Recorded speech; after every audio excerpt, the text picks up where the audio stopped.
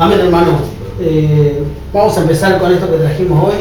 Y la pregunta es, cuando le has fallado a Dios, ¿has tenido ese miedo de pedirle perdón, esa vergüenza? ¿Has sentido eso de no querer llegar a la presencia de Dios porque sientes el pecado que cometiste, el error, y piensas que ya no te va a perdonar, ¿no? Vamos a empezar con esto para que entiendas lo importante que es acercarte a Dios cuando fallas. Vamos a leer en el Salmo 86, 5. Amén, dice así. Dice, porque tú, Señor, eres bueno. Dice, porque tú, Señor, eres bueno y perdonador y grande misericordia para con todos los que te invocan. Todos le hemos fallado a Dios alguna vez. Fallamos a su palabra, en sus caminos. Cuando pecamos, le ofendemos. Entristecemos al Espíritu Santo. Desperdiciamos tiempo lejos de Dios. Desperdiciamos nuestra vida y todo lo que Dios nos da. Cuando pecamos, defraudamos a otros y le hacemos daño. Avergonzamos a nuestra familia. Sufrimos heridas en nuestro cuerpo y nuestra alma. Y nos toca llevar las consecuencias de lo que hicimos mal. Cuando le fallamos a Dios, sentimos vergüenza.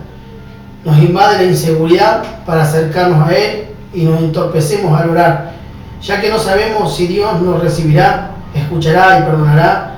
El problema de muchos al orar cuando le fallamos es que no sabemos sobre qué fundamentar nuestra oración, y si no sabemos qué decir. ¿Qué nos lleva a fallarle a Dios? Hay varias cosas por las cuales le fallamos.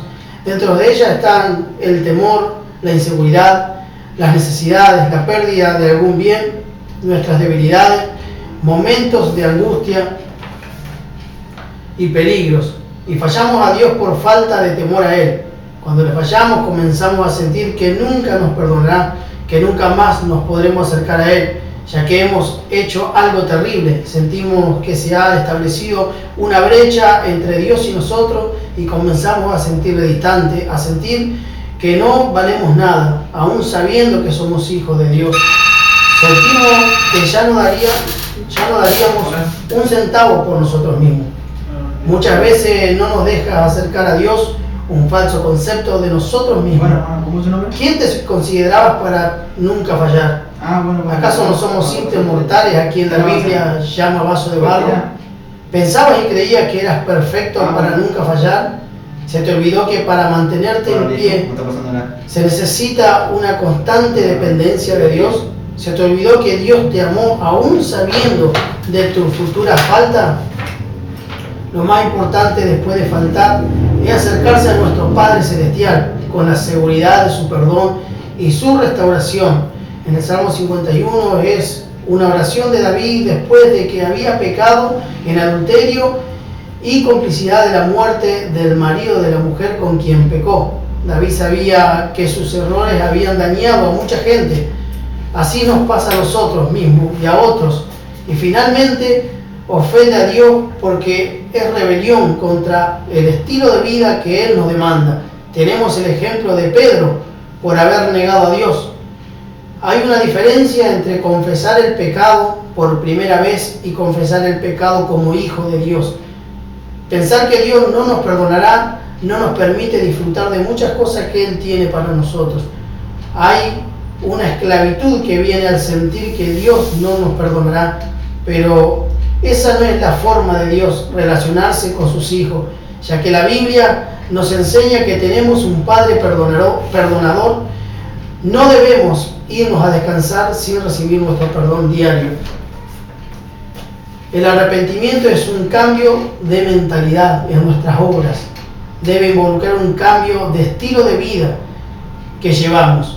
Aprende en tu confesión a ser honesto con Dios. No des nombres hermosos a la falta que cometiste. No dudes de su perdón y de esta manera permanecerás en completa comunión con Dios. Recordemos que estamos delante de un Padre que nos ama, que es compasivo, de un Padre que conoce nuestra condición y que se alegra de nuestro regreso a Él. No podemos entender el perdón de Dios si no entendemos que la motivación principal de Dios para perdonar solo la encuentra en sí mismo. Y para terminar quiero compartir en 1 de Juan 1:9.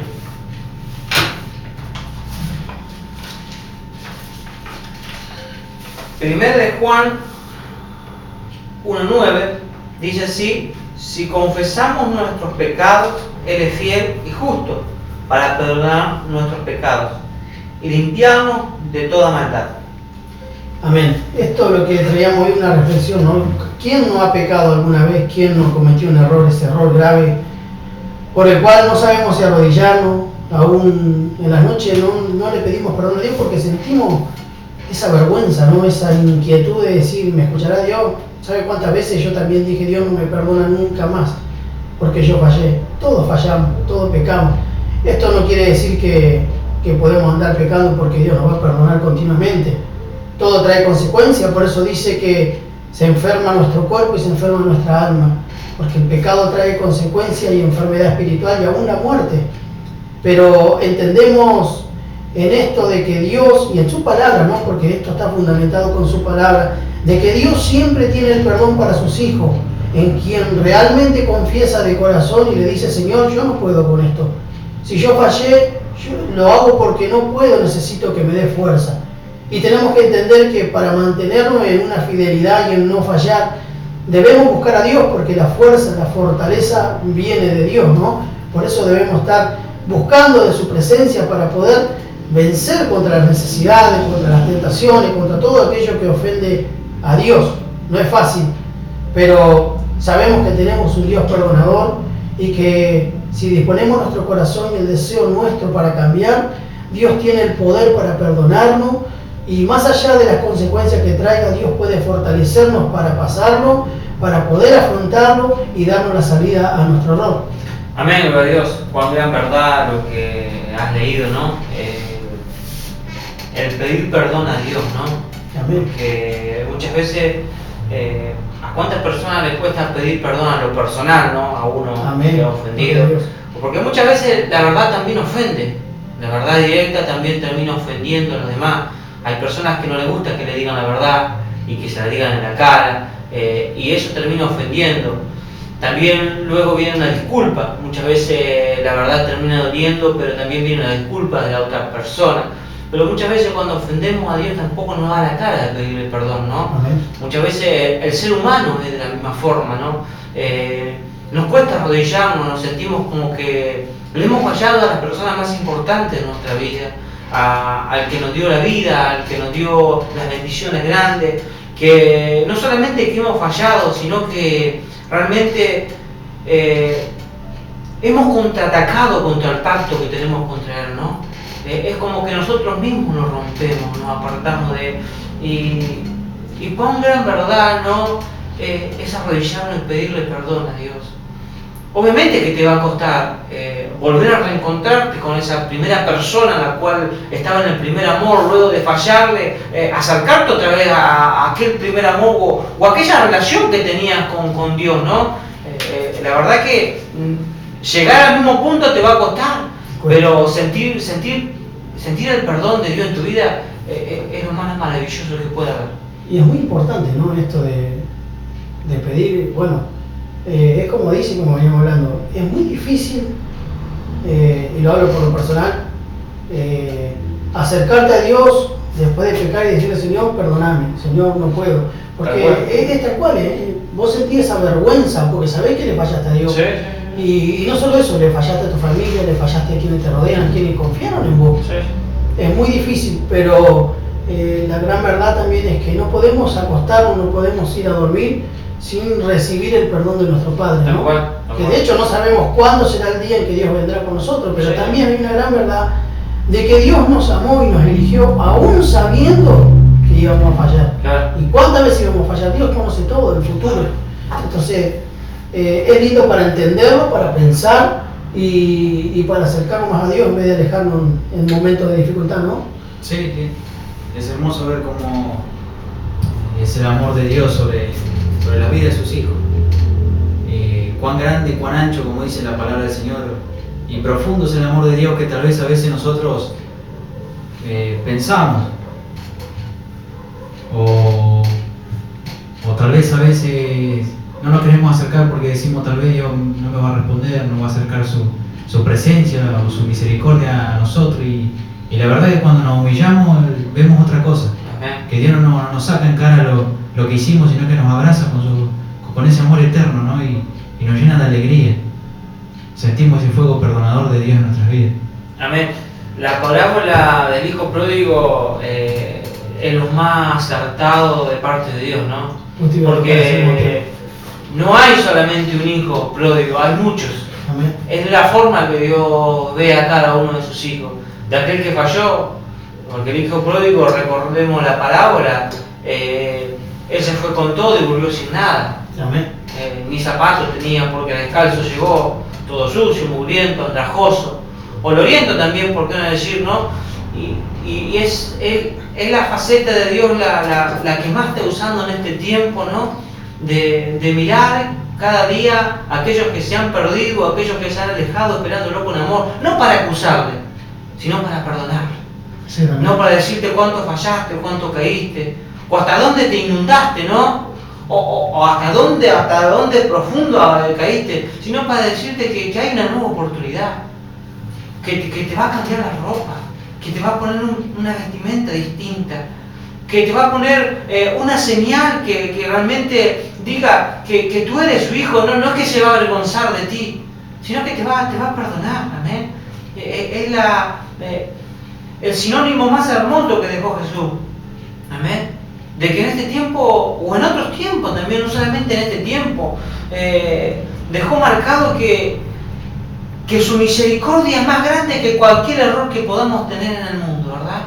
Que la misericordia de Dios va más allá del pensamiento humano, va más allá de las acusaciones, va más allá de lo que el mundo puede pensar, de lo que la gente puede hablar, va más allá de todo eso. El amor de Dios está cada día, está cada mañana, está cada noche, de aquel que le busca, de aquel que se arrodilla a decirle: Señor, disculpame, Señor, perdoname.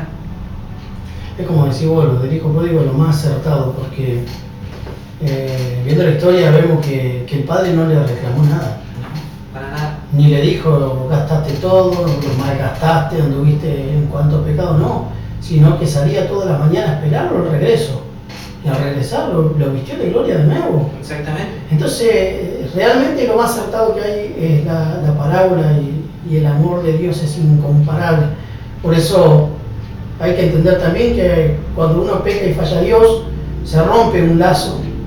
Y es ahí donde el diablo y los demonios es cuando más empiezan a trabajar para hacerte creer que Dios no va a perdonarte, para hacerte creer de que Dios no te está escuchando.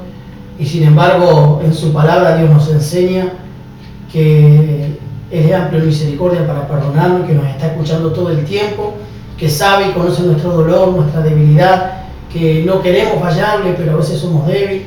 Y bueno, después depende de nosotros de cómo buscar a Dios, ¿no? Exactamente.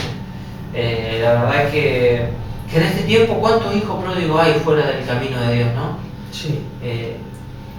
Dice que el hijo pródigo le pidió a su padre la parte que le correspondía del campo, ¿verdad?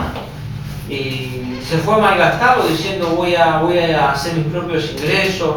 Él se fue con sus propios proyectos, pensando que sus proyectos iban a prosperar a lo largo del tiempo o al pasar los años, y sus proyectos ninguno progresó, ninguno avanzó, al contrario, le fue de mal en peor. Luego, cuando se fue quedando sin nada, sus amigos lo fueron dejando solo. Y hay muchos cristianos, muchos siervos, y muchas mujeres que también estaban en la fila del cristianismo y estaban bien parados, estaban firmes, y de a poco se fueron alejando de Dios, y hoy se encuentran tan lejos y se dan cuenta de que aquel talento que tenían, mucho en alabanza, otro en la predicación, otro en la enseñanza, lo han perdido todo, lo han malgastado todo. Y piensan que ya no van a volver a ser los mismos, de que ya no hay perdón para ellos, de que se han alejado tanto de Dios, que se han embarrado tanto en este mundo, de que para ellos no hay perdón. Y no es así. Dice que Jesús lo está mirando cada día, amén. No para acusarte, sino para devolverte lo que era tuyo, para limpiarte primero. Porque lo primero que hizo el padre, el hijo pródigo, dijo: lo primero, cambien en su vestidura, o sea, primero sacan en la ropa andrajosa, primero báñenlo, después que me venga a ver a mí. No, porque eso es lo que hace Dios: primero te va a limpiar, primero te va a sanar, primero te va a restaurar, y luego te va a dar lo que a ti te correspondía, lo que habías perdido, te lo va a devolver otra vez, ¿verdad? Amén. Es tan importante en este tiempo que otros están escuchando y diciendo: no, pero para mí no hay perdón. Sí hay perdón para tu vida. Amén. Si hay perdón para tu vida. Amén. Amén. Por supuesto que hay perdón para la vida. Para todo, yo creo que el Señor es como que lo mira que hay caballado y está diciendo: vení a mí, acércate, que estoy dispuesto a perdonarte. Con mis brazos abiertos te estoy esperando. Y uno a veces se autoculpa, o Satanás también le culpa a la mente diciendo: no sos digno de acercarte a Dios, no sos digno de recibir su perdón, acordarte lo que te hiciste, acordarte lo que hiciste, aquel, al otro. Y no es así. El Señor lo que pretende es que vuelvas a acercarte a Él. Lo que pretende es darte de vuelta ese amor inmenso que te dio aquel primer día que te encontró. El Señor está dispuesto a perdonarte. Te equivocaste, todos nos equivocamos. Pero el Señor sabía que íbamos a equivocar, íbamos a fallar, y Él estaba dispuesto ya de antemano a venir a morir por cada uno de nosotros. Así que es cuestión de acercarse solamente a Él. Él está dispuesto a perdonar cualquier error que hayas cometido. Había un testimonio hace poco de una joven en nuestra iglesia que, bueno, se apartó, no quiso volver a la iglesia, pero estuvimos orando mucho por ella, y ahí me escribía siempre un mensaje que no podía acercarse a Dios porque la atormentaban los pensamientos de que el Señor no le iba a perdonar, de que se contaba con sus amigos y hacía cosas malas que desagradaban a Dios, y yo estaba continuamente diciéndole que Dios podía perdonarla. Y así es como mucho en la actualidad. No dejes que Satanás te carcoma la cabeza con esa mentira, porque eso es lo que quiere. Acércate a Dios, que Él está dispuesto a perdonarte. Amén, amén, gran verdad, ¿no? ¿Por qué no tocar el tema de David también, no? De David, sí. Como leíste ahí, es terrible. Amén. Sí, porque David es muy grande la historia, muy terrible el haber adulterado con la mujer de Urías y después ponerlo en el frente de batalla para que lo maten. O sea, un doble pecado terrible. No, tal cual. Porque es culpable de la muerte de Urías. La culpable de la muerte de Urías. El culpable de la muerte de Urías. Él quiso tapar su pecado con otro error más grande. Exactamente. Y muchas veces este es el error nuestro, ¿no? Querer tapar un error cometiendo otro más grande, ¿no? Amén. O querer tapar una mentira con otra mentira que luego el tiempo va a explotar y va a ser peor, Amén. ¿no? Yo miraba esta historia de David y la historia de Urías y bueno, voy a preparar un día una palabra sobre Urías porque es muy profunda la historia de Urías, ¿no? Porque era un varón tan fiel. Porque cuando su rey lo manda a llamar luego que David había hecho todo lo que hizo, sí, sí. lo manda a llamar cuando él estaba peleando la guerra, y Urías no quería venir, quería seguir peleando porque sabía que sus amigos estaban peleando, amén, estaban contra el ejército, amén, ahí todo el tiempo, y no llegó la pelea un día, no llegó una semana, la pelea había llevado meses. La pelea había llevado meses y se había hecho fuerte el pueblo enemigo. Y ellos sabían que diezmar un soldado como Urías era diezmar también un soldado importante para seguir avanzando, para seguir ganando terreno en la batalla. Porque Urías no era un simple luchador. Urías era un soldado fiel, verdadero y un gran soldado en el ejército. Cuando David lo manda a llamar, Urías no quería venir, le manda a llamar: ¿qué pasa, rey? Y el rey le dice: no, te mando a llamar porque hace muchos meses estás peleando, y bueno, también quiero agasajarte, sos mi amigo, ¿no? Porque eso es lo que pasa, ¿no? Sí, sí. Le entró por la lástima, sos mi amigo y bueno, quiero regalarte un día que te quedes con tu familia, que disfrutes con tu mujer, con tu esposa, que descanse, luego de una semana te vuelves otra vez y sigues peleando, pero quiero regalarte este privilegio, ¿no? Y Urías se siente mal diciendo: yo no puedo tener un privilegio tal cuando mis hermanos están peleando. Y dice que David lo invitó a comer y lo emborrachó, ¿no? Le dio de beber demasiado. Y le dijo: bueno, ahora anda a tu casa, quédate con tu mujer, pasala bien, disfrutá. Y bueno, en unos días volvé a pelear. Disfrutá lo que te estoy regalando. Porque no con cualquiera lo hago, le dijo, no con cualquiera le regalo una semana de placer a ninguno, los otros peleando en tu casa, disfrutar lo que te estoy regalando. Y Urías se quedó afuera de la puerta, no se fue a su casa. Tal vez sí extrañaba a su mujer, ¿no? Sí, seguro. Pero es como decís vos, es lindo para tocarlo ese tema, porque tener los dos extremos.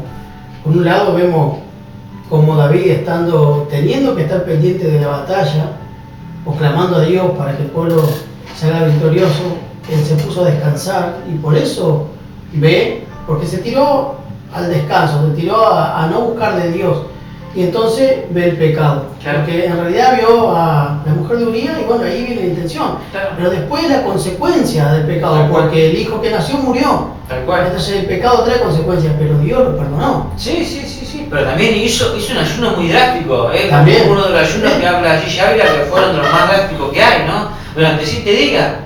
Él se tiró un cilicio y no comió ni bebió durante 7 días, no se levantó, se cayó al piso y estuvo ahí 7 días. Buscando un perdón de parte de Dios, buscando una misericordia, ¿no? Buscando que Dios tenga primeramente piedad de la criatura que no tenía nada que ver. Amén. Amén. Pero, y sin embargo, Urias se quedó fiel todavía y siguió fiel. Y como no quería volver a su casa, dice, bueno, no me queda otra. Si él no quiere volver a su casa, no quiere, esto se va a descontrolar, esto se va a saber, el pueblo va a hablar de mí, qué le van a hacer a la mujer, que la van a apedrear y cuántas cosas más. Y bueno, le manda una carta a Joab, ¿no? A su amigo, al general de su ejército, y le dijo, mandar al frente de la batalla y dejarlo solo.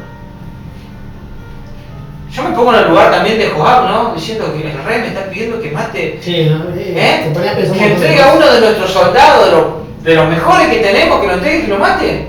¿Pero qué pasó acá?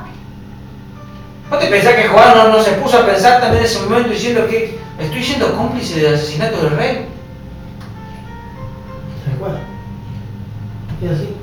Vos fijate cómo es lo que cometió Elías, David.